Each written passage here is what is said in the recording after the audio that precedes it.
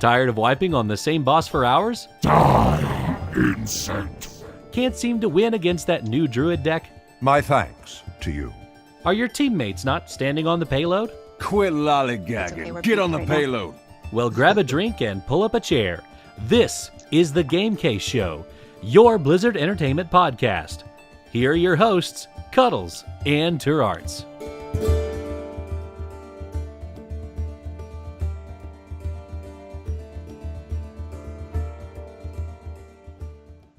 Oh my gosh. It's staring into my soul. Hello. Hi, howdy, and welcome to episode 105 of the Game Case. I'm slightly terrified, but we'll get to that later. I'm Chris, also known as Cuddles, a Brewmaster monk on Airy Peak in the Convert to Raid Guild. And I'm Turarts, the Beast Mastery Hunter, also in the Airy Peak server in the Convert to Raid Guild. This week, we're going to talk a little bit about our week in gaming. Answer some questions from the Cuddle crew. And then we are going to be talking to two of my absolutely favorite people in the entirety of the Blizzard universe. Repeat guests to the show. Alarmingly talented cosplayers and... What's a fancy word for lawyering? Or lawyering? Cosplayer and lawyerer. Lying. The wonderful Kaz and Frostee. How are y'all doing tonight? Fantastic. Yeah, we're doing great. It's great to be here again. We love being on your show, Cuddles, Turarts. It's great. I'm Frosty. I have a 102 level hunter on Airy Peak. Kaz has no hunter. No hunters. No, I'm Hunters. Frost Mage. Airy Peak, Convert to Raid. Yeah. Woot! We love Yeah. our Airy Peakers. Druid all the way. Well, thank you guys so much for taking time out of your very full schedule to hang with us tonight. How has your week of life been? Been pretty good. We've been busy with trying to get into the swing of interviews and getting stuff. It's like Thanksgiving's coming. So. Life is Yeah. like this right now. It's just like tumultuous and it's kind of crazy, but we'll get into that. Put sugar and salt in a blender and then turn it on. It's like it's sour and sweet all at the same time. Yeah. Nice. Well, why don't we dive right into what we've been up to with gaming? Kaz, Frosty, have y'all had any time to game since BlizzCon? Yes. Yes. Finally. Woot! So I didn't play any game for like 2 months before BlizzCon because I was working on this guy. But now I'm like finally able to play again. So I've been playing WoW again. I finally got my Nightmare Moose from the Glory of the Legion Raider. Yay! Now that our raid team is like pro at doing the achievements to catch people up. Yeah, they caught me up. And also Mario Odyssey. I've been playing that, having a blast with it. So That was her birthday present. yeah, my birthday is was awesome. on BlizzCon. So when we got home, he got me that. Like I was like, you have to get a real present, I guess. So get you something. Aww. What about you, Frosty? What have you been playing? I have been. Well, we play Heroes every lunch when we can. So Heroes all the time. I need to get the expansion for Horizon. Horizon Zero Dawn finally. Like now that the DLC is out, I need to like jump in it because that game is outstanding. First of all, and just getting back into WoW and trying to figure out who I want to try to level before the expansion is over, kind of thing, or if I even want to anymore. Like at this point, like I don't know. We'll see. Who am I going to boost? Who am I going to level? Right? Who am I going to catch up and then not level again? Basically, like I promise, I will level my warrior, my original character. Every expansion, I like catch him up and then I don't play him. He is 101, so like he got 8 levels this time. Close. You got there. You took a step. Exactly. Oh, well, T, what about you? What you been playing?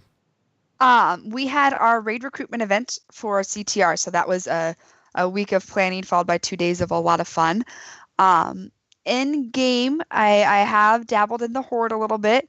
My little mage on Boulder Fist is 42.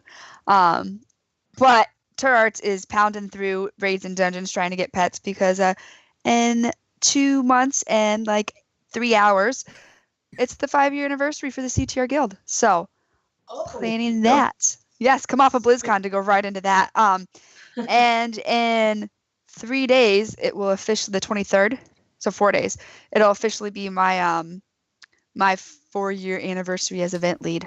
So that's pretty exciting. It's been 4 years. How's this guild been around for 5 years already? God, it's crazy. Outside of that, I busted out the Thrustmaster HOTUS thingy, and nice.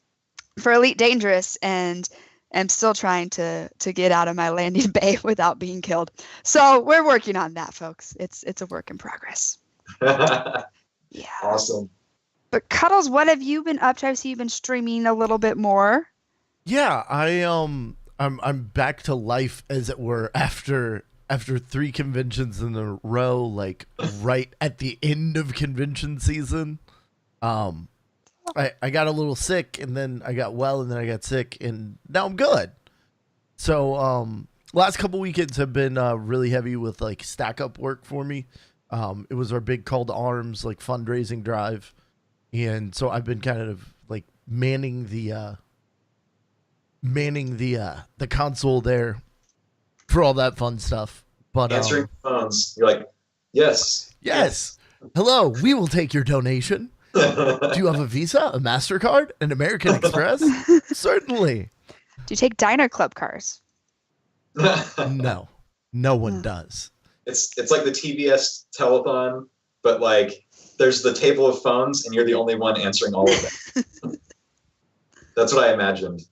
That's exactly what that's how we actually have a woman in the back with a switchboard too. Just because we like that. I don't know that it really does anything, but but it looks cool. She's back there. Yeah, she helps out.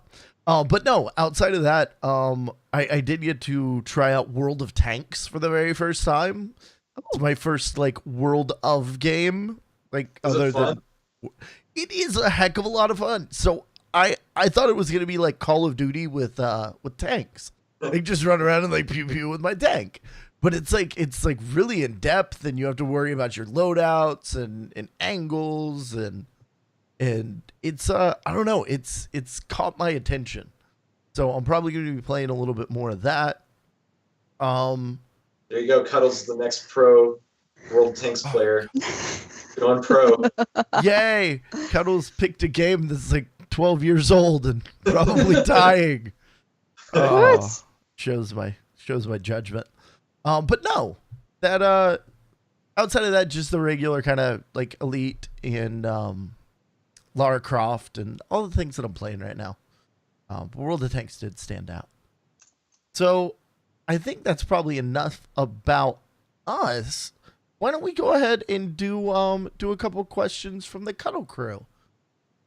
Yes. The first one comes to us from Michael P. O'Hara. George, you want to read it? Yeah. So Michael says, I have a question for Kaz and Frosty. For something like a cosplay of Hager, how much pre-planning goes into it? Is it a thing that as soon as BlizzCon ends, you're already talking about next year's cosplay? Well, yes. There's a ton of planning that goes into this one. Like I started physically building him in April, but I finally... Okay, so coming home from BlizzCon last year, we kind of had a little bit of a standoff with our ideas. We had plenty of ideas, but we didn't have one nailed down until January 1st, when I said, okay, we're doing Hager. This is the plan. So it was from January till April that was all just planning and research. Drawings, sketching, yeah. Sketches, drawings, little sculpts, researching into materials, ordering test materials, doing tests on materials, like that was months of pre-planning. And so yeah, it's very intensive.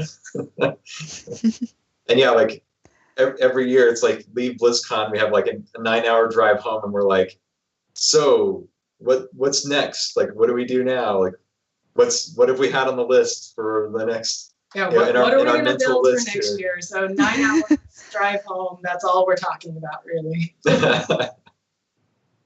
That's awesome. We're gonna get more into this later, but we'll go to the next question here real quick from Sephira, and she asks, "What are some of your favorite cosplays that are not your own?" Ooh. Like the Zagara this year. One of them. Oh, the Zagara this year was so cool, and Yeah. she was such a cool person to talk to too.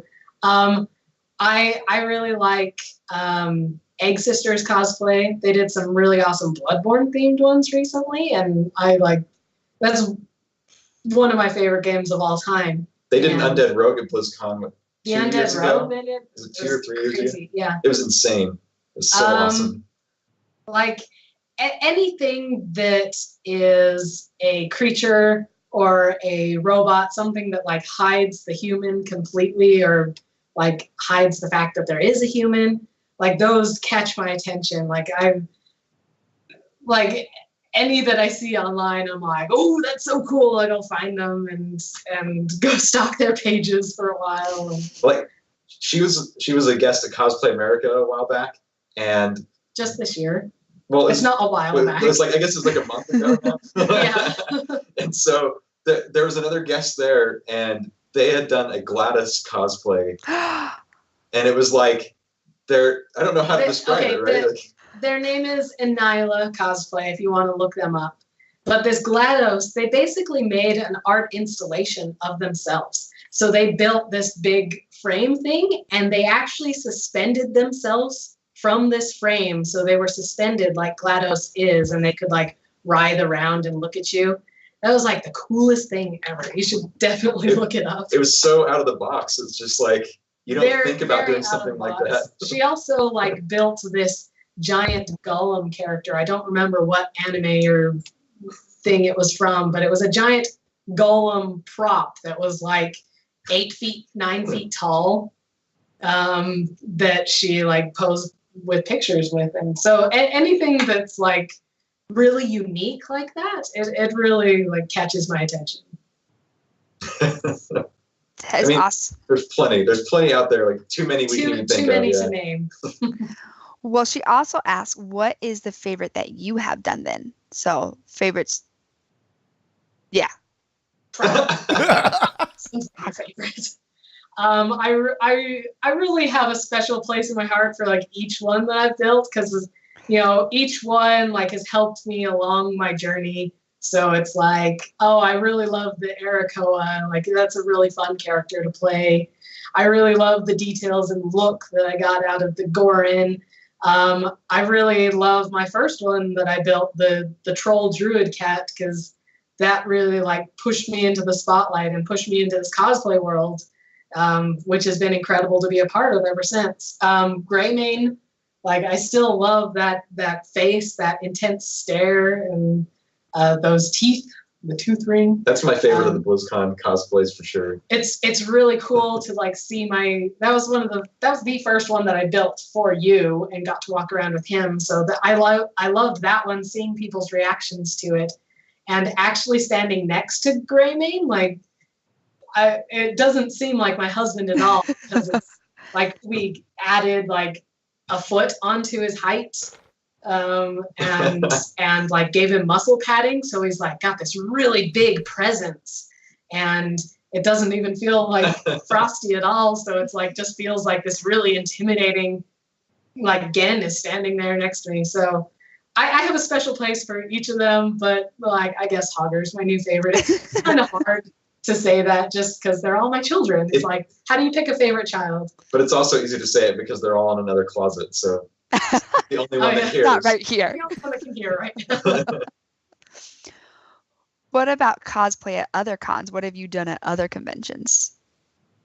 I mean, Cosplay America. I did Cosplay America. Like I was a guest of honor there, so I was able to like teach some classes and workshops. We did Fantasy Con.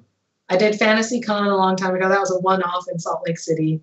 A lot of furry cons. Lots of furry conventions. So far for cosplay, like BlizzCon has been our big one. I think this next year things have opened up, so I might be trying to attend other conventions and cosplaying at other conventions. I guess we'll talk about more of that later, but so more is coming. Be excited.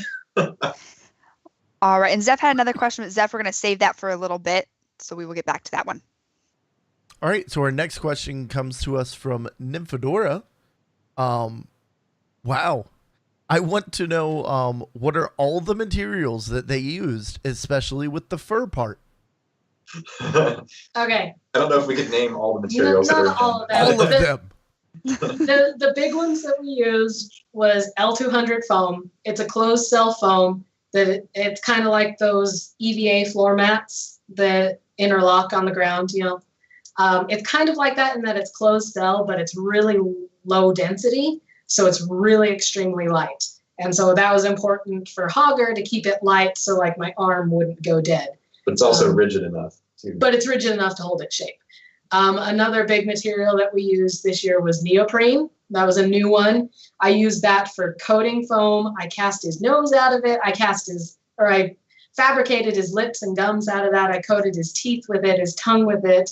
I coated all his armor pieces with it.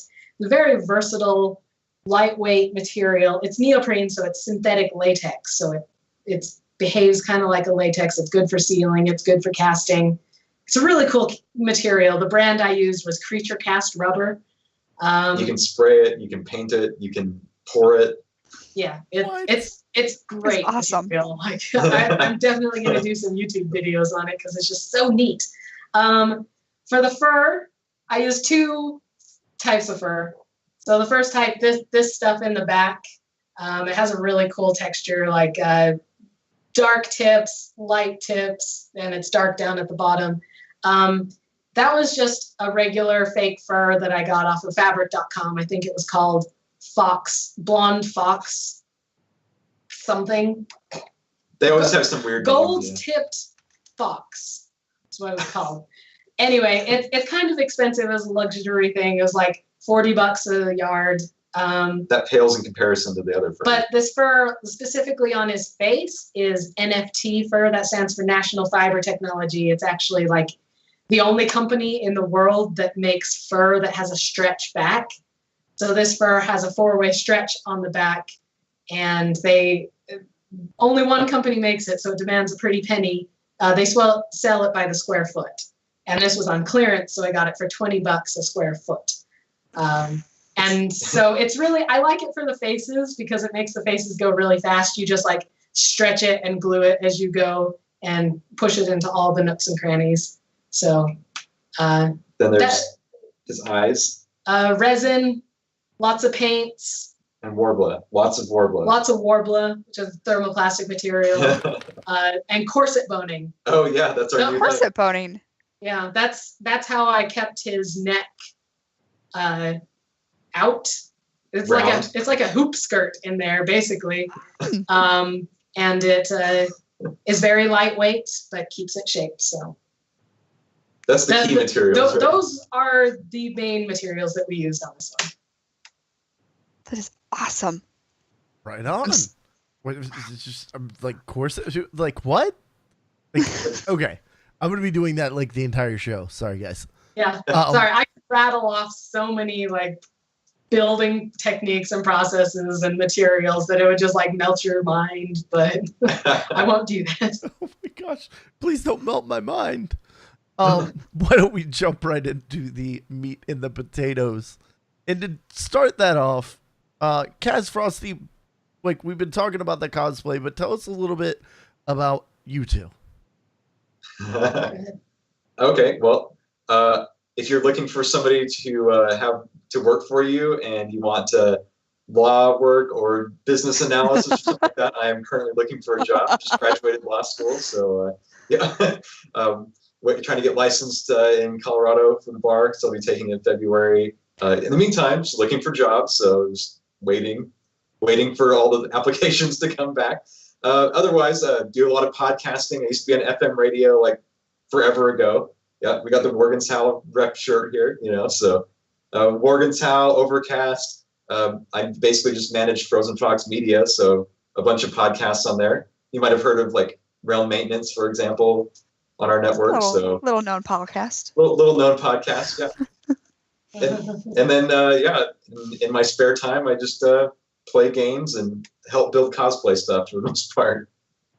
Yeah, and cook. I do a lot of cooking. He's a very good cook. If you like barbecue, like I will cook you barbecue all day. You need to go to Colorado. Yeah. So we're married. We've been married for almost 7 years now. Almost. And I love doing art. I love doing cosplay. I'm an animator, and I went to school for that. I've just been an artist my whole life. When I met him, I got into podcasting. We do the Worgen's Howl together, which is focused around the WoW community. And that's pretty much us. We have a lot of cosplays. That's the other thing. I told her I'm going to start putting that on my applications, like on my cover letter, as like that little catch thing. Like, by the way, I have a lot of cosplays, and if you hire me, I will show them to you. Or something like that. That's going to be my new thing if I don't get a job in the next week. Just going to start throwing it out there. just start throwing like a headshot, but a headshot of Hager. Yeah. Or again. Or I'll just say, hire me, or he'll be coming to your house. But that'll probably get me arrested, so maybe I shouldn't. I'm no lawyer, so. Well, let's talk. We're going to talk about a lot about what went behind Hager and kind of what you do. But let's start off with some happy. So you guys kind of won something. It's kind of a big deal. Like, it was a huge deal. It's been my dream for only the past 5 years. Yes, Hager took first place at the Blizzcon 2017 costume contest, and I couldn't be more giddy about that. Yeah, it was. I actually finally watched the post event interview, and like Kaz was still just completely like overwhelmed in that interview. It's kind of interesting. There's like tears down my face. And I'm just sitting there like a dope on camera, like staring at Hager, hoping that I'm holding him straight. So I look kind of I thought I was like behind the interviewer enough that I wasn't going to be on camera. And I'm just like, oh, I look like a dope. I'm like staring at him the entire time. Just like smiling like. It was incredible. Like it was kind of hard to enjoy in the moment, but the more because I was very sick at BlizzCon, and so I was very tired when it actually happened. I was like in denial for the longest time. So if you saw Hager and you got sick, it was probably because of her. So she was patient zero for a lot of people getting sick, we think. Hi. Yeah, cuddles for sure. Yeah. But it was worth it, right? It was totally worth it. Totally worth it. But no, it was a crazy ride. Like I actually knew before we went on stage that she was going to win, but I didn't tell her until like they opened the curtain for her to walk on stage, and then she kind of like figured it out then. So it was like she was just like, what's going on? What is happening? And then like they're like, oh, you're the winner. Congratulations. Yeah. And she's was just crazy. like, what? Like I said, I was in denial for quite a while. That is awesome. So I want to talk about, we're going to go back to the beginning. You come home from BlizzCon 2016 and you're in the car for 9 hours. What does that list look like, and how do we get to Hager?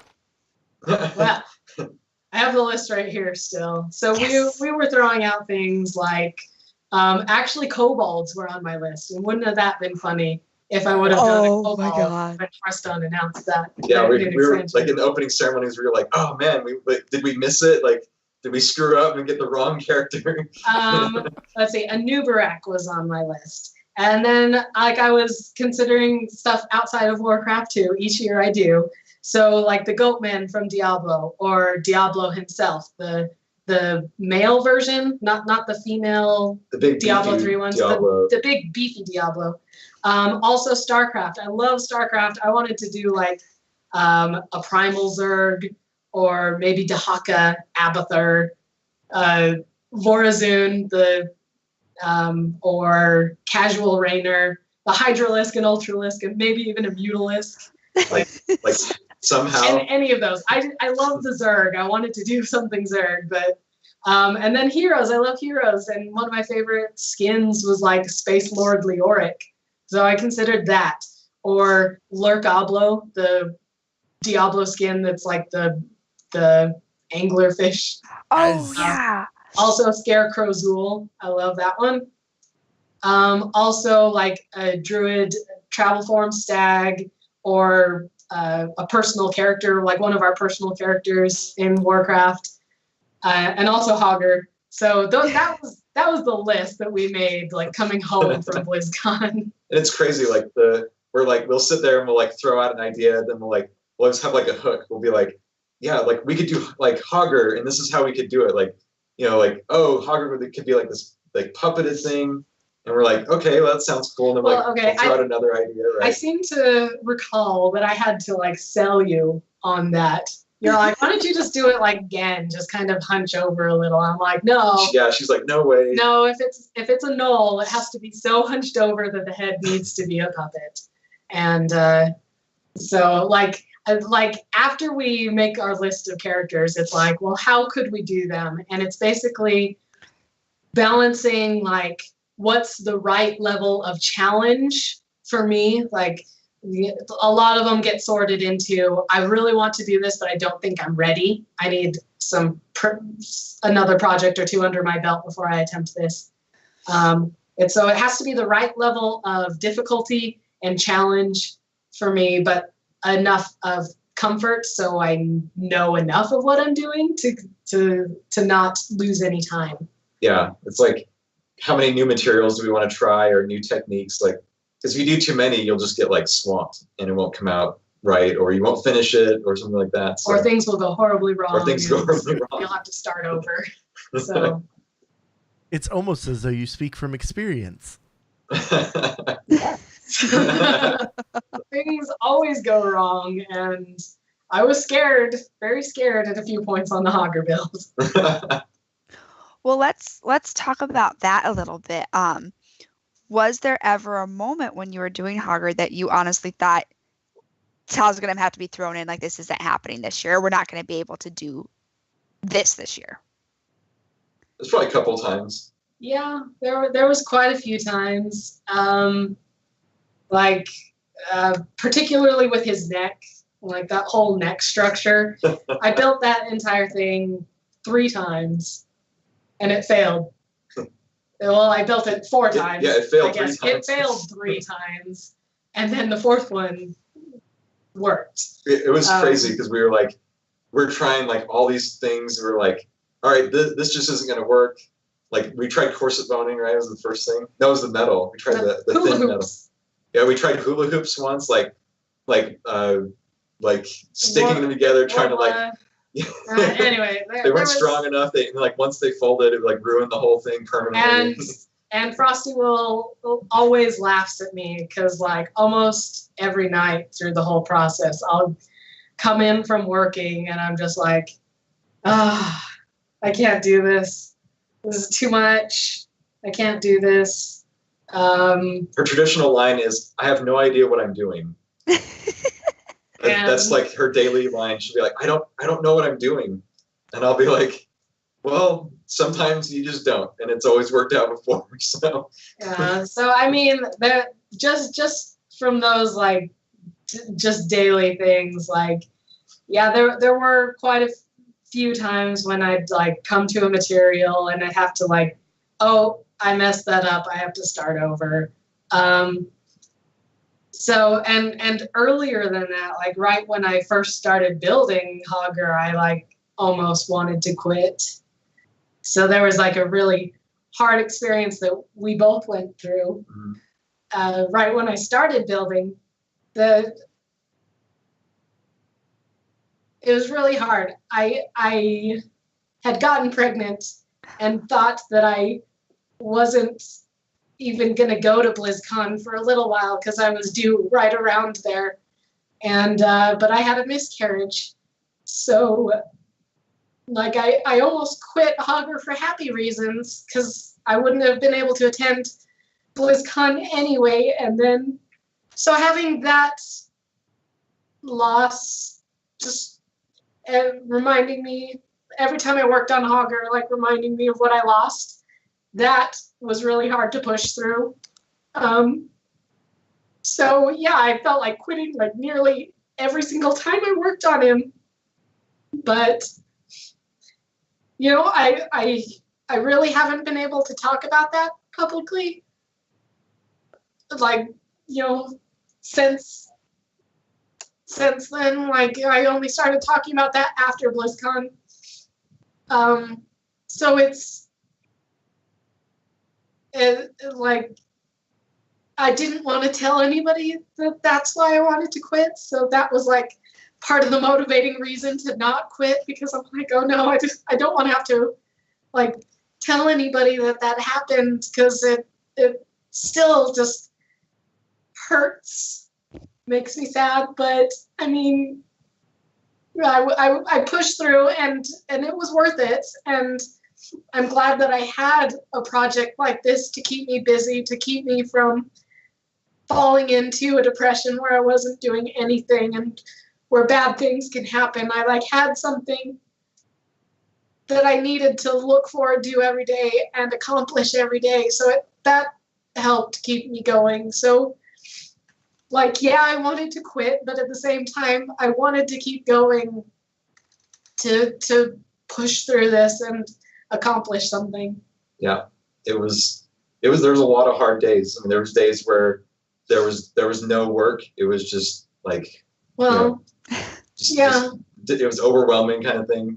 And so just like didn't want to shut it down for a day. But most days, my goal through the whole time of building Hager was that if I could go and do like one thing on Hager every single day, then that would be enough. And sometimes that one thing was, you know, going into my workroom and like putting one stitch in, gluing one thing on, and then I could like call it a day. But usually when I like forced myself to go do that one thing, I like, once I sat down and forced myself to just take that first step, it became easier to just keep going after that. So I would end up, you know, working a lot longer. And, you know, there were days where, you know, I was just sitting there alone working on Hager in my studio, and it was just like tears rolling down my face the whole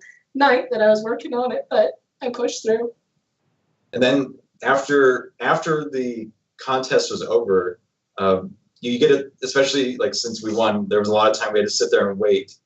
And we got a lot of time to talk to Darren DePaul. Like, I've met him before, I've talked to him before, but since he was one of the judges for community night, he was sitting backstage, and him and Johnny Cruz were just kind of like hanging out, talking to people, and they weren't really going anywhere.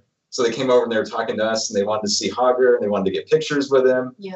And Darren DePaul, we were talking to him for probably about a half hour. Like we just sat and chatted with him for a long time. Right. And he was wonderful. Yeah, after as much as like you see people like, you know, tell that Darren DePaul is like this like golden, like awesome human being.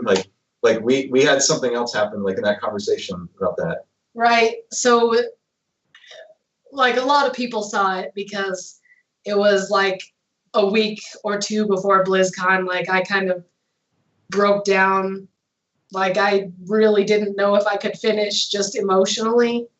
Like I knew I knew in my mind I was on track to finish hour-wise, but like emotionally I didn't know if I could push through, because it was, you know, the culmination of just everything, really. Yeah. The culmination of everything. Like I had spent the, you know, like BlizzCon was right around the corner, and that was like the thing. Like I'm like, okay, I'm happy that I can go to BlizzCon, but at the same time I hate that I can go to BlizzCon, because I would almost rather not be able to go to BlizzCon and still be pregnant. But so I kind of had a breakdown and post about it on Twitter, and a lot of people assumed that was because I thought that I couldn't finish. So that, like, words aren't around that, like, ever. So even Darren DePaul asked me about that. He's like, I heard that you almost even didn't finish. So I told him what happened and about that. And he was so sweet. He gave me, like, the biggest hug. And he said things to me that really helped. Like, he said that's what we do. We, like, no matter our personal struggles, we still show up and we make everyone, like, at BlizzCon, we are here to make their BlizzCon memorable. And he told me, he's like, it doesn't replace what you lost, but it's, it made such a difference to so many people who watched the journey of me making it, who, like, saw me win at BlizzCon and celebrated with me. I had so many messages even after BlizzCon that were like seeing Hager win was the highlight of my BlizzCon. And so really, like, me pushing through my trials and doing that, it really touched so many people's lives more than my own. And that's why we do this. So that really meant a lot to me, that he would take the time and really just, like, help me feel better. Yeah, it was like, I already thought he was, like, this amazing human being, and I'm just like, I don't know what else I could have said better. So that's really the story. I think, Yeah. And you can tell, as someone who has been through what you went through, I was not building a cosplay, but been through what you went through, you can tell me to shut up at any point in time. When did that happen then in the building? Was it early on when you were starting, or were you guys already pretty far through? It was right at the start of building. Okay. I had just built my cardboard prototype of him, and I was building the legs. And that's when I found out I was pregnant. So I started just kind of working on him a little slower then. But we were kind of, like, planning to be like, when are we going to tell everybody, like, that Hager will come later and everything. So we didn't really know, like, what to do at that point. We were kind of, like, coasting for a short time on it, I guess. The miscarriage happened around 12 weeks. So it wasn't too long, but we were just, it did slow down things right at the beginning, but we got right back into it. Yeah. Then we moved, so. Yeah, that slowed down things too. That slowed down things. It's always happened when it's BlizzCon, right? We always move. Yeah.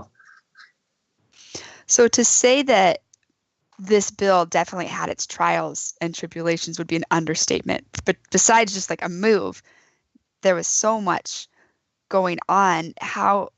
Besides just, like, getting up and doing a stitch, were there things like other cosplayers or each other that you were leaning on to kind of push yourself to grow past these, or was just knowing that end product Hager was going to mean so much to everyone, like you said, the push that was just enough? Well, it was a lot of just leaning on each other, because like I said, we didn't announce anything. We didn't tell anybody that it had happened. But a lot of what kept me going too was seeing how excited people were getting. I always like to do my, I guess, hashtag campaigns every year where people can follow along the process. This year it was hashtag wanted Hager. So if you search that on Twitter or Instagram or Facebook, you'll find, like, all the progress photos, and just seeing, like, how excited people were getting with, like, each step, each day that I posted progress, like, seeing how excited people were. I didn't want to let anybody down, and so I kept going for that. And at first it started out almost like Greymane, like, started out kind of going, and then it started just, like, snowballing after a while. And Hager snowballed quick. It was like, I think a bigger response than we've ever seen to anything we've done by far. And it was like every single message, like even like the shortest messages, like mean a lot. Like, not only when you're building a cosplay without anything going on in the background, but even more so. And then, of course, after BlizzCon, I mean, we still get messages like to this day, even weeks later now, and they still like they all mean a lot, every single one. So thank you. It was a crazy response. Like coming home from BlizzCon, it was like overwhelming to try to keep up with even just reading all the comments. There was so many, I couldn't keep up. She spent half the drive trying to just get through all the comments. just trying to read them. Like there was so many messages that people would message me personally and tell me really heartfelt messages too, that I was inspiring them and that they want to get into cosplay now, and they just like all these really good messages, and it's like still kept up. There's so many every day that I get, and it's crazy, and we're really blessed to like have that reach now, and so it makes me so happy to hear that I've inspired somebody to like go do something creative, or just to hear that I made them happy. Like I said, to hear that I made their BlizzCon memorable, like that means a lot to me. It is amazing how the community has been rallying around you. This is the second year I've been on this podcast with you guys on. And last year, people rallying, and when Hager was announced, like this, not just the CTR, but the Blizzard community as a whole, I think really loved this nostalgic guy that we've all killed 1,000 times. Yeah. He definitely hit a lot of nostalgia buttons. It was really entertaining to walk around BlizzCon with him on. It was kind of intentional because we thought Hager was like a really cool character, but then it was like the amount of people who really like Hager, people come out of the woodwork, you're like, holy cow, we didn't know how many people like really loved Hager, thought he was just like a really cool character, but it was like, oh my gosh, like everyone likes him, Horde Alliance, everyone knows who Hager is. If you play Hearthstone, you know who Hager is, so it transcends games and everything. We'll get into some different aspects, but one more question about the Hager build as far as you two go. With everything that happened, would you say that were there straining moments for you guys, or did this just solidified kind of team bring you guys together, or maybe a healthy mix of both? Well, I would say that, okay, so compared to Greymane. Oh, Greymane. Greymane was a hard build just because I was rushing through the whole thing, and it was a lot of late nights, and I pushed myself really hard because I didn't give myself enough time. We moved, and so that messed things up. We moved, and we got really behind on Greymane, so it was pretty stressful. So Greymane was a little more stressful, and I was kind of at his throat a lot. You need to come into the room right now and try this on. And yeah, I would say like just the special circumstance of Hager and what happened, it kind of brought us more together than anything. We have our traditional differences of opinion of like how to solve like a problem with it. Whenever there's like a little engineering thing, she'll bring me in to consult, and then he'll give his idea, and I'll just be like, "That's a terrible idea. We're doing it my way." Yeah, and then she'll realize that like any alternative is probably terrible, and I just highlighted that, and so she's like, "Okay, we're doing it this way," and I'm just like, "Okay, whatever, Well, it worked, I guess."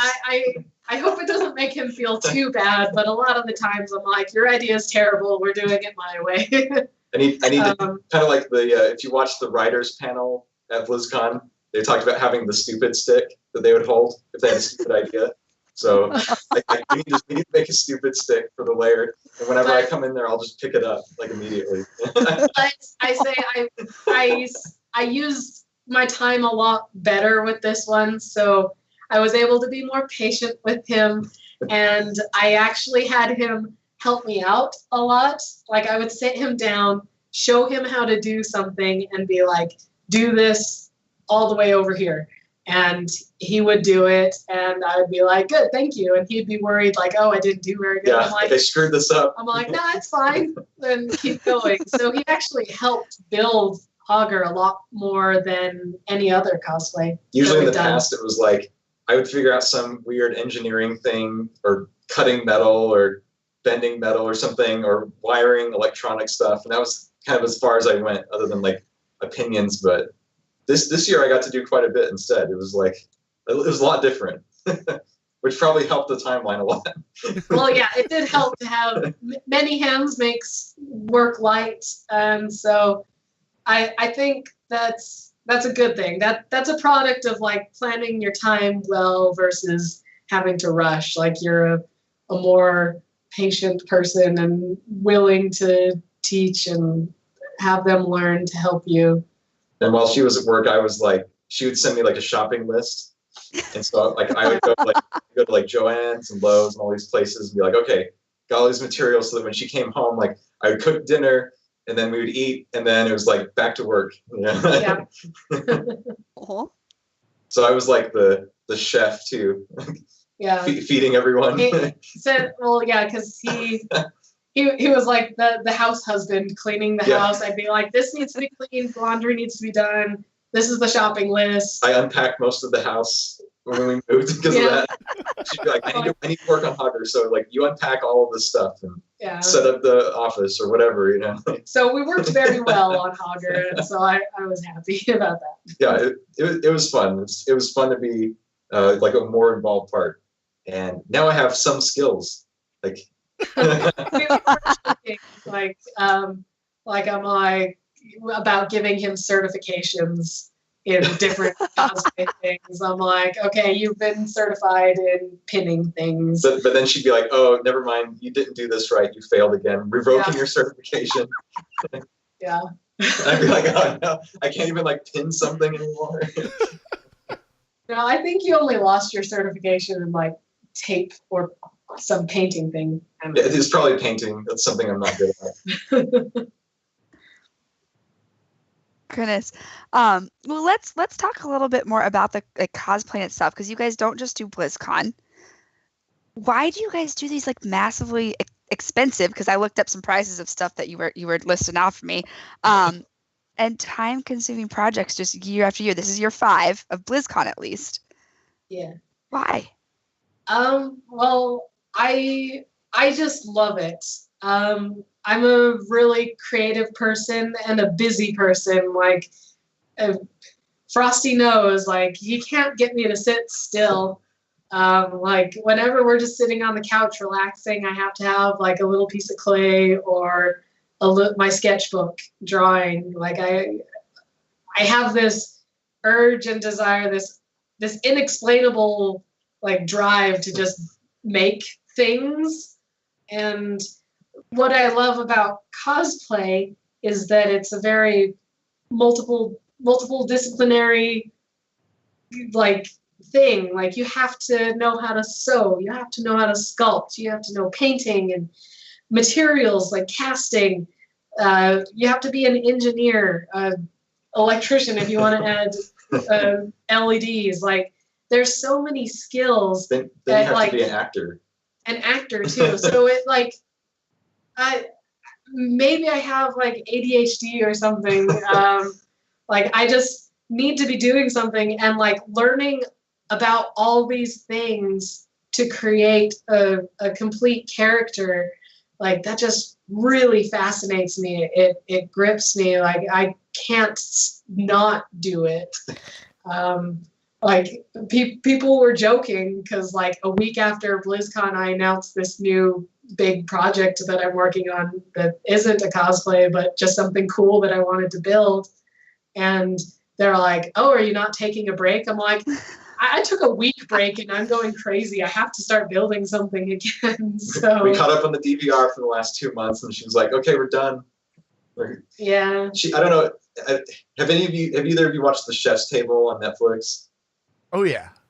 Like, you remember the first episode with the guy from Italy? I can't remember his name was, but like his wife was talking about how like they go to the movies. Yeah.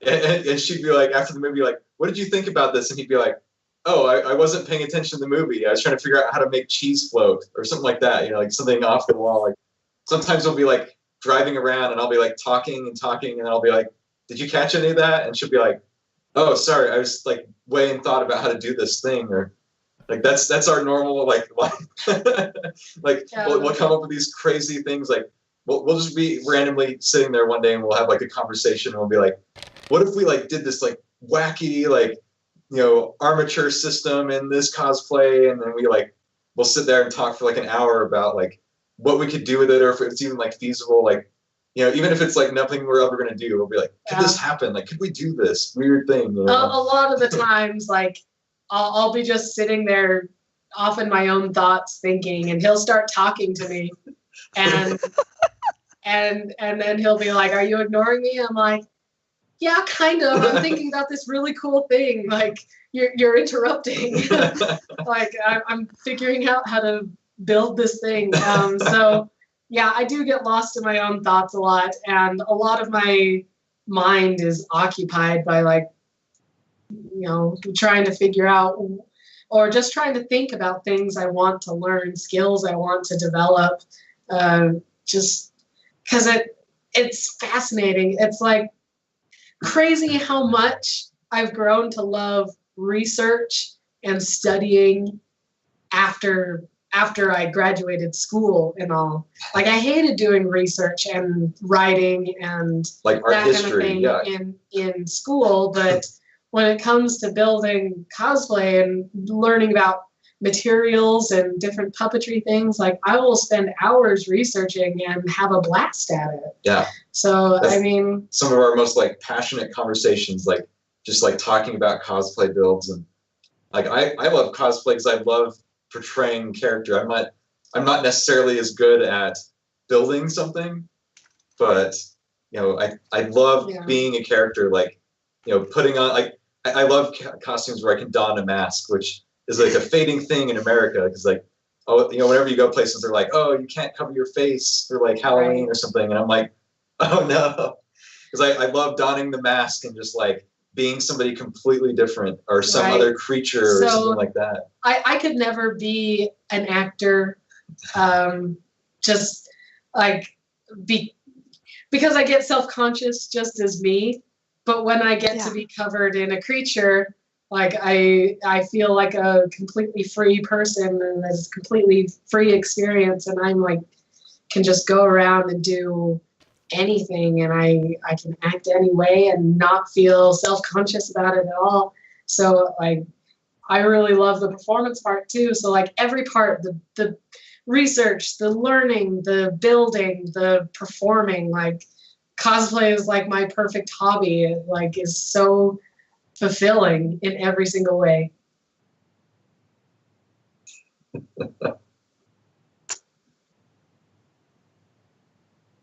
Well, do you want to ask next question? Oh, I can keep talking. I have all of here. Don't worry, we're professionals. We do this every time. Cuddles make you speechless. Yeah, we promise every year to make you speechless. So you have done that several times over this evening. But okay, so you build these wonderful creatures, and you're winning the cosplay contest, and like what do you do with these when they come home though? Like do you have to like whatever you do with Hager, do you have to go like brush him, and like what's involved in like the care and maintenance of these well, wonderful for Hager creations? In particular, I don't want to brush him. I actually want him to look as gross and dirty as possible. Like if you noticed, I matted up like all his hair to make him look like he smelled like a really terrible dog. He looks like a wet dog if you ever look at him up close. So. Oh, you got some great pictures. Yeah. And we'll be posting them later. You might have seen on Twitter though. I did tweet. We have a closet. A big walk-in closet. And it's like all it is in there is like any of our costumes, like all of them are in there. They're all kind of like it's like kind of like a climate controlled area of the house almost, like where it stays really nice and it's isolated. So they all just sit in there, and we take them, like when we go to a convention, we always have the discussion of, okay, which ones are we going to take? Who's going with us this time? And so we take care of them, and we try to like rotate them out. And some costumes like Gen needs a little brushing sometimes because he's a king. A lot of them need washing to an extent, and if we can't wash them, we have to disinfect them. They do get hot and sweaty, and we don't want them to grow things and smell bad. So disinfecting is the important part. Washing where we can, and making sure that they have time to sit and dry out after a convention is very important. Also, little maintenance things like, oh, this one got a bump and scraped off some of the paint here. We have to redo it. Yep. Like there was on Hager's belt, I used googly eyes as the rivets on all of Hager's armor. Like if you shake the axe, you can hear them all. It's like a maraca. Rattling. But anyway, the googly eyes, once you paint them, they look like just like rivets. So anyways, there was one rivet on Hager's belt when we got home, like had rubbed off, so it was just a googly eye sitting there. So, like all the paint had rubbed off. So I'll need to fix that. Yeah, and sometimes like it's other just like minor fixes, or like maybe sometimes we look at cosplays and we're like, we want to rebuild that. That's a lot of discussion we have too. Like we want to go back and like improve something that we know we could do better now. After wearing it for all day at a convention, you really get to know intimately your costume and where it's uncomfortable and what is too heavy and that kind of thing. So, or what like cuts into your face or something. Yeah. So we make lists of like what we want to improve and try to think about when we'll get to improving that. Like on Hager, I want to throw away his arms and start over, build him a new set of arms. So we need to like make them lighter, and we can improve him. We can improve him. Like I'm always thinking that way, and I really want to take the time on Hager specifically. Sometimes when I come home from a convention, I'll look at a costume and be like, there's so many things I want to improve on this one that it's probably worth it to just do those improvements on the next one that I build and just kind of retire that one and look forward to the next one. Yeah. Speaking of her week off that she talked about, like on the way home from BlizzCon, she was like, I'm going to go home and I'm going to fix this on Hager and I'm going to do this. And I'm like, we are not going home and working on Hager right away. Like we have to take a break, please. we need to relax. Like I was totally on the way home being like, fix this, redo this, add this. And he's like, no. I'm like, I won't let you work on him at least for like a week. And I was still sick on the way home from BlizzCon. So like, no, please don't. You need to recover. You're gonna die.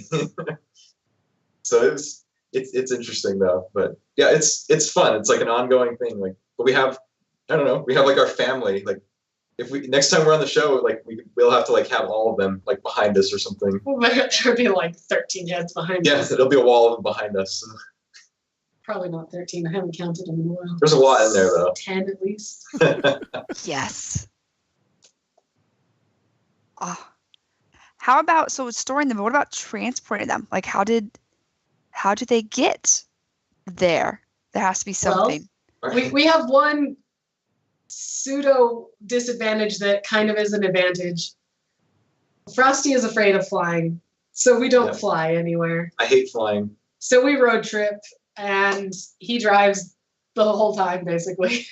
I could be like a truck driver if I wanted to, because like he's good at it. I'm good. I like driving. Like, it's fun. So we have a Ford Escape, and we use big Rubbermaid tubs and boxes to transport them in.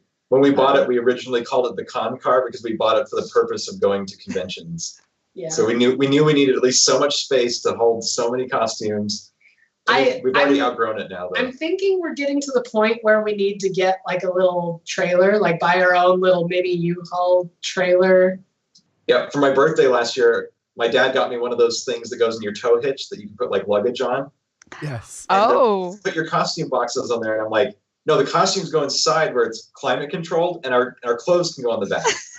I don't understand, like, Yeah, can't risk this. that's how much we baby these things. Like, we'd rather have our clothes on the outside of our car than our costumes. But yeah, like we drive to like every convention. So like when we were in Alabama, we would drive like the 32 hours to BlizzCon each year, back Yeah. each way. Luckily, we're just in Utah now, so Yeah. 9 hours to BlizzCon is not that bad at all. That's nothing. That's just a Sunday drive. Yeah. So what did you guys learn from Hager? Like, were there any big lessons, and how does that affect what you do next? I think there was a little lesson. There's one priority going forward, right? Vision is important. So if you've seen our other interviews or listened to the Worgen's Howl episode 156, that was our BlizzCon recap, you'll hear like the stage walk was a pretty horrifying experience for me in that I had no idea where I was or where to go at all. Hager, like, I can see well enough in him, but I relied too heavily on my prior knowledge of the stage, like being like, okay, I know how it's going to be, but that got changed. Then I relied too heavily on having Frostee with a walkie-talkie inside Hager, like Frostee telling me, like, go left, right, forward. I relied too heavily on those things and wasn't very able to get myself around to where I needed to be. So going forward in the future costumes, I think vision will be a little higher priority than it was on Hager. We used to have this scale we would always like kind of like weigh whenever we make a cosplay, and we would say there's practicality versus like what's the other word that we use? I think we even narrowed it at one time down to just vision versus looks. Right. On some aesthetics, that's the word. So it's practicality versus aesthetics. Like, if you want it like completely looking awesome, you may not be able to move or see in it.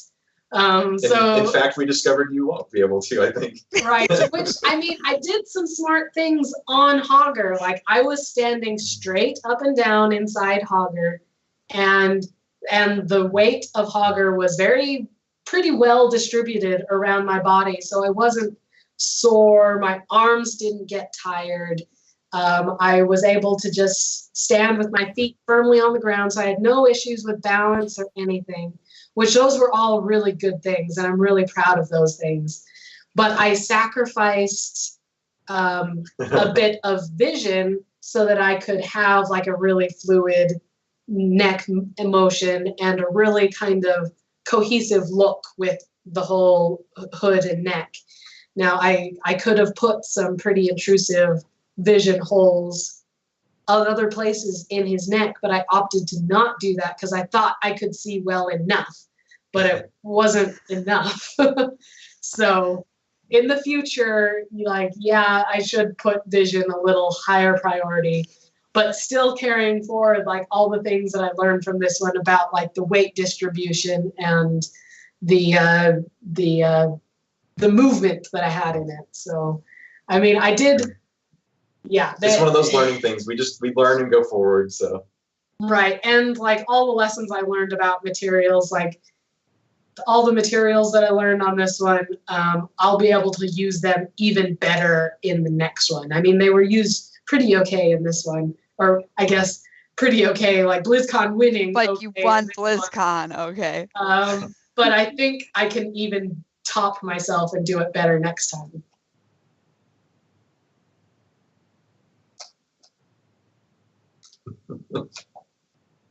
Okay, so we are in sync today. It's great. Yeah, this is awesome. No, but so you announced on the Converted that winning BlizzCon was the crown. So next year you're not competing, but I don't think that means you're not going to cosplay. Absolutely not. Are there ideas? Do you have a list? Yes. A lot of the list has things that we had on the list from last year are moving over. We've weeded out some of them.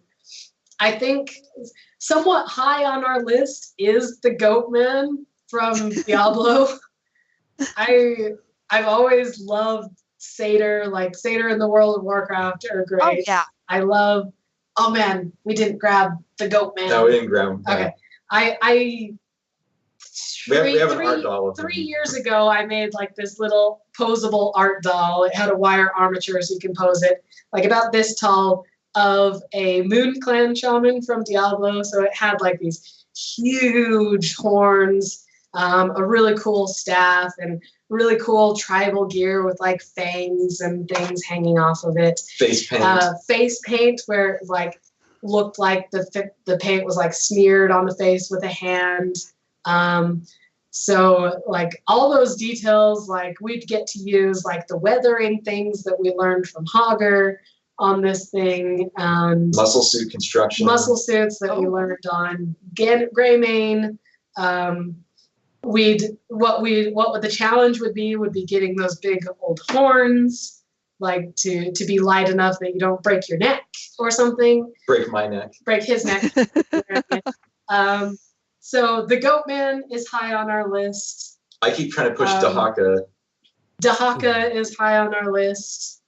Or Mecha Dahaka if you're a Heroes player. So if I want to like, I kind of wanted to take it back a step and do something a little more easy for BlizzCon.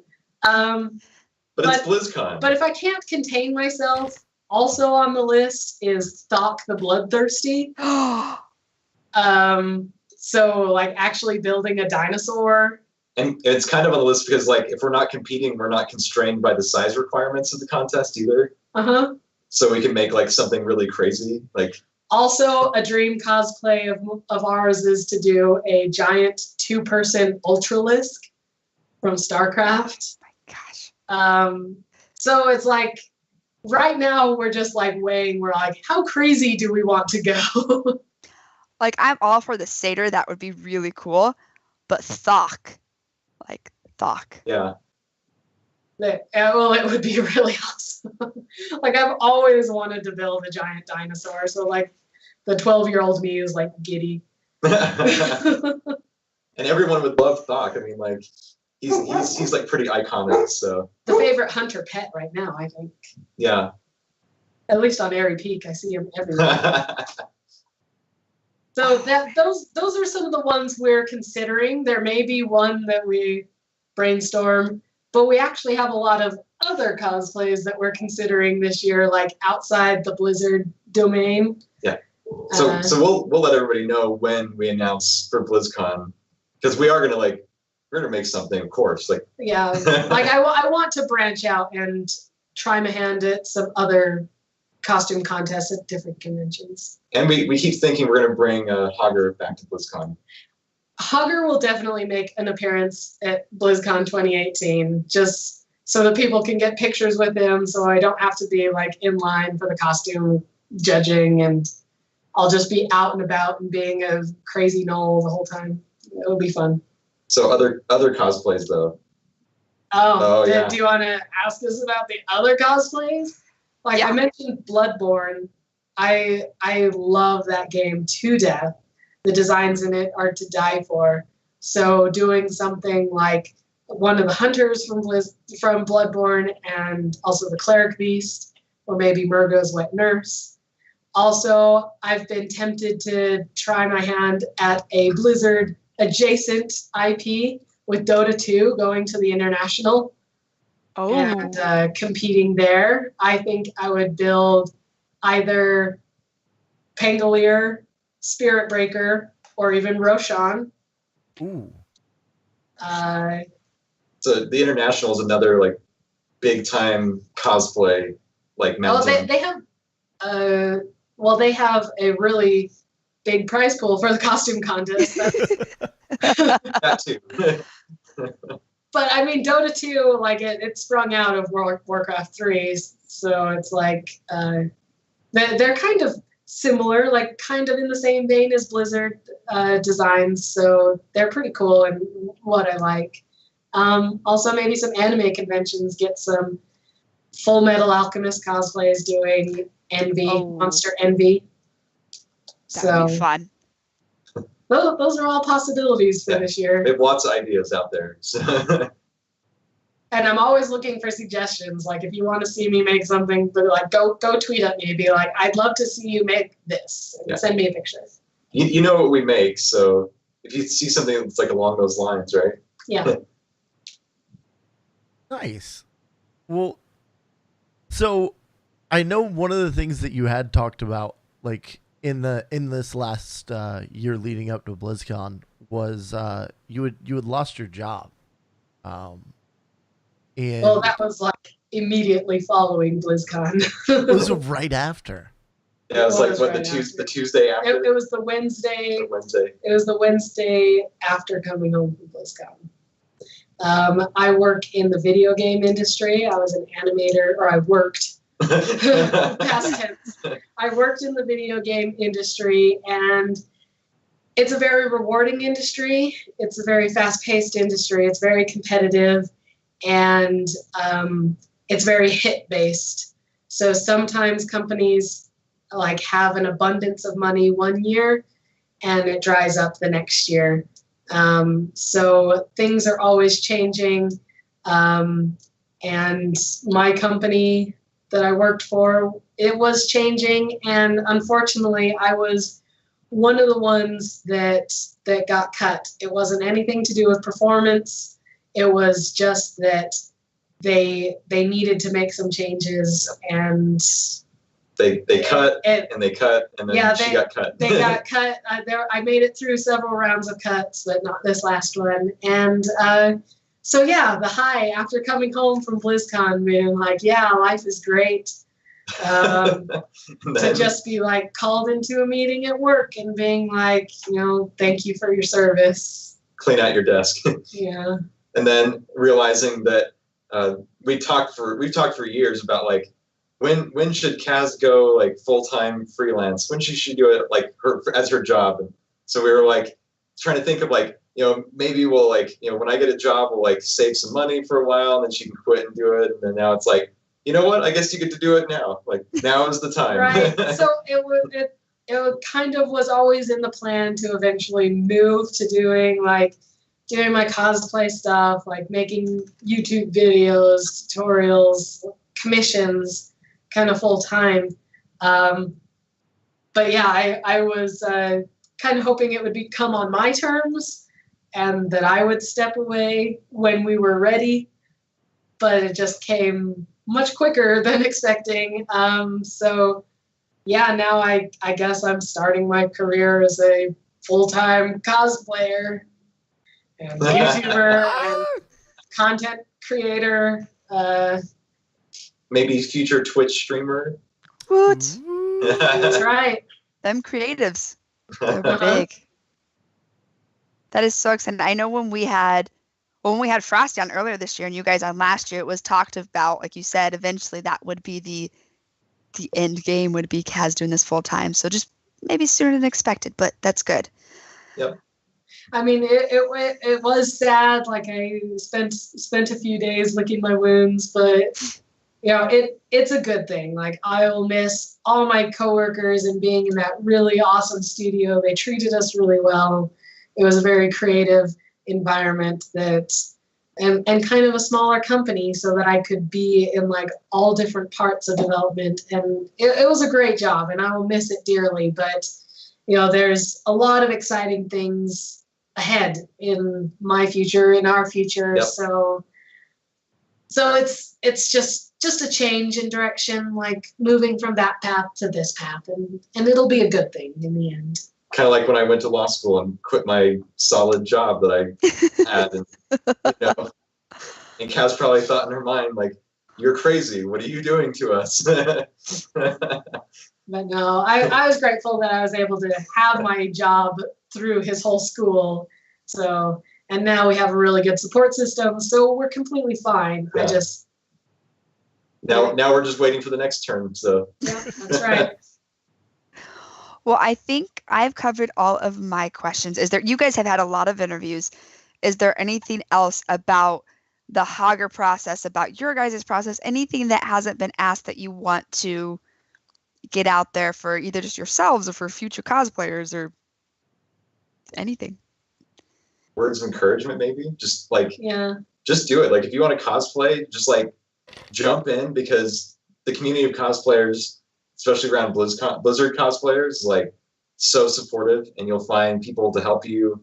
People like even especially because they had the 2 panels at BlizzCon about cosplay this year. Like on the Facebook groups and things that we're on, there's lots of people that there's like been an influx of people saying, now I want to do cosplay, and like people like saying, where do I start, or what do I do, like any tips, and it's like seeing people like come and say, yeah, we do this, or we'll help you and everything, and that's what you'll find. It's a very supportive community, like especially at BlizzCon, like the whole entire year. Like I'm really good friends with like Kristen from Little Sparks and Steel Barrel Cosplay and so many others, like like and like Kristen and Steel Barrel, they got the other places third and fourth place this year, and like we all kind of started around the same time, and we've all, even though we've been in fierce competition with each other, it hasn't felt like cutthroat. It's been so supportive. Like all throughout the year, we were commenting on each other's stuff, being like, this looks great, and like helping each other, and like suggesting materials and different things, like, and we were all just so happy for each other when we all like placed, and it's like we're up there with all of our friends, like that's part of what made it so great. And that's the other thing about like BlizzCon, there's no animosity when somebody wins. Like it's just support, like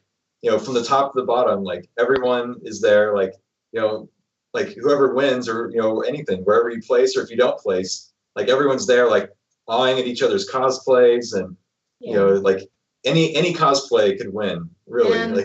And I'll say that Hager is like my most complex build to date, but it's taken me years and years of studying and practicing to get here. But I love sharing my knowledge. That's why I share every single step of how I built Hager. I'm even going as far as like I've started a YouTube channel to show even more in depth, like how these builds go, and how it's like a very methodical process of going through these things. I hope to demystify the process, so that maybe somebody can be like, come in and be like, okay, yeah, like I can do something like this. Like I can take those tips and build my own. Like I love seeing more than anything people just doing it, just building something. Like Winstead on Twitter, like he was one that, like, when he first started doing cosplay stuff, he was like asking me all these things, and I was suggesting him all these things, and he sent me pictures throughout the year of him like building little warglaves for his son. And it was the cutest thing. And then we got to finally meet him at BlizzCon, and he was wearing his like cosplay that he had made, just like a simple tabard. And I was like, oh, this is so cool. And just seeing people do that, like taking that first step and starting that, I love it, because they get to experience some of the joy that I do when I'm creating. And like it's an incredible experience to just take these materials and go from nothing to something of value. Like it's just a pile of materials with no value beforehand, but with your hard work that you put into it, it becomes something greater than the sum of its parts. And it's like so satisfying. Like if you haven't built anything or created something, like even if it's not building something, like creating something, creating a podcast, creating like cooking. A YouTube video, cooking something, there's a joy to creation that is unlike anything else. And if you haven't given it a try, just do it. Just do it and like let that fulfill your life and enrich your life. Like you won't regret it, I promise. Wow. Now I have to words after that. That was like, huh. So guys, this is gonna bring us to time for shout outs. So Kaz, Frostee, is there anybody that y'all would like to shout out? I don't know, like shout out to, I mean, we kind of said it already, but like there's countless people that like encouraged us and congratulated us. Just thank all of you. I mean, like hundreds, thousands of you won't even watch this podcast maybe, but it's out there. So I'm shouting out as loud as I can. And, there was some people who did some great like art. It was great gifts for some of our friends. Arts and like, just thank you to everybody. Like all the support that I've gotten through this whole entire build. Like I said, it was a challenging thing emotionally for me, but having it pay off in the end and seeing the joy that I brought to people's lives, like it makes it worth it. Like I said, it doesn't replace anything that I've lost, but it does lessen the pain to know that I helped make it memorable for people, that I helped inspire people, and it really means the world to me. Like anybody who's commented, faved, retweeted, like told me that they love Hager, it just makes me feel so good. So thank you to everybody. I don't think I can follow it up like anybody can. No one's words now, I don't think. For arts. Goodness. Well, Cuddles will do this too, but thank you both for coming on. We tried to have you on right after BlizzCon, but scheduling and stuff like that this year was a little wonky.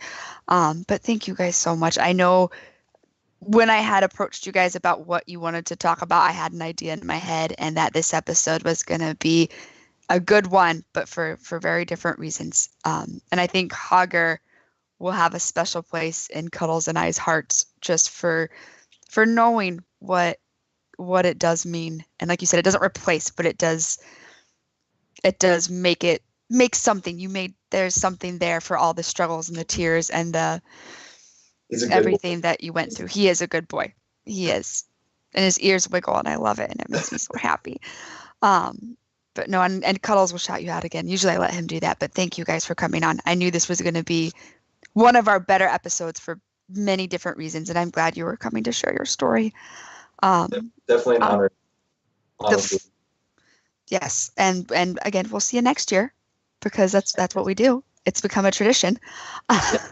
Not before then. And then a quick shout out. We did the CTR Raid recruitment event, so to everyone that put up with my putting that together and the ups and downs that always come with that. And like I said, the 5-year is 2 months and 3 hours away. So I will be spamming everyone for prizes and ideas and stuff. So thank you for putting up with me for the next 2 months. But Cuddles, now you've had time to think of your shout outs. First and foremost, Kaz and Frostee, thank you so much. From the very first, I still remember the second floor of the Hilton Calm Before the Storm at my very first BlizzCon. Like I ran into you guys and I don't know. You guys are awesome and incredible and amazing. And thank you for what you do. Thank you for sharing with us tonight. And just thank you for being friends. You guys are awesome. Yeah. Thank you. Thank you both of you. So glad to have awesome friends like both of you guys. So this is usually the point where I ask for iTunes reviews and make jokes. Do you guys know what to do on iTunes? Kaz and Frostee, where can people find you on the internet? You can find me on Twitter at FrosteeFox. It's FrosteeFox. And I'm pretty much that everywhere. if you want to see what else is going on, like on our podcast network, just go to frozenfoxmedia.com and you'll find links to all of our shows there.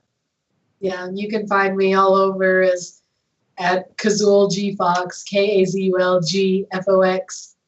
Also under the name Cosplay on Facebook and YouTube. Instagram. Instagram is Kazul G Fox. Yeah. Anyway, just search for #wanted Hager on any social media and you'll probably find me. Oh, well, thank you guys again so very much. But this brings us to the end of the show. So Kaz, Frostee T, say bye. Bye.